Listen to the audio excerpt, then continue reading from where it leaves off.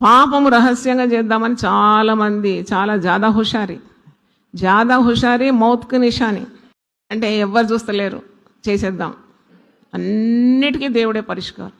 ఒకవేళ పాపం నిన్ను ప్రేరేపించినా, ఒక శోధన ప్రేరేపించిన, అయ్యో నేను దీంట్లో పడిపోతాననే భయం ఉన్నా, వెంటనే నువ్వు ప్రార్థనకు ఉపక్రమించి దేవుని సహాయం కోరితే డెఫినెట్లీ ఆ బంధకాన్ని దేవుడు ఏం చేస్తాడు? త్రెంచి వేస్తాడు. దేవుని స్తోత్రం, హల్లెలూయా. నీకు అప్పుడు అనిపిస్తుంది, ఎంత పిచ్చి పని నేను చేయబోయినాను, దేవుడు నన్ను ఏం చేసినాడు? తప్పించినాడు అంటావు, దేవుని పాట పాడతావు, దేవుని స్తోత్రం. లేదు, నువ్వు ఆ పాపంలోనే ఉండాలంటే చాలా dangerous, very very dangerous. Sin is always fatal, dangerous. Don't play with sin. చేసిన పాము నేను పట్టుకుంటుందని నేను చెప్తున్నాను. నువ్వు ఒక పాపం చేసి బరి తెగించినావంటే అది నేను పట్టేస్తుంది.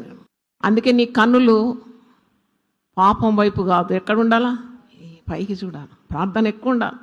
ఎప్పుడు ప్రార్థన చేసేవారు పాపంలో పడరు. పాపం చేసేవాడు ప్రార్థన చేయడు, ప్రార్థన చేసేవాడు పాపం చేయలేడు. చాలామంది అనుకుంటారు సైలెంట్గా పాపం చేసుకుంటే ఏం కాదని. అది కూడా బద్దలు కొట్టి ఈరోజు చెప్తున్నాను. మీరు నువ్వు పాపం చేస్తే నీ ఇంట్లో పెద్ద నాగుపాము ఉన్నట్టే, అంతే. నిన్ను కాటేస్తుంది ఎప్పుడైనా. You cannot escape sin.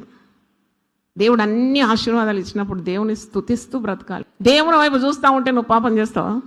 No scope. You will not sin because your eyes are fixed.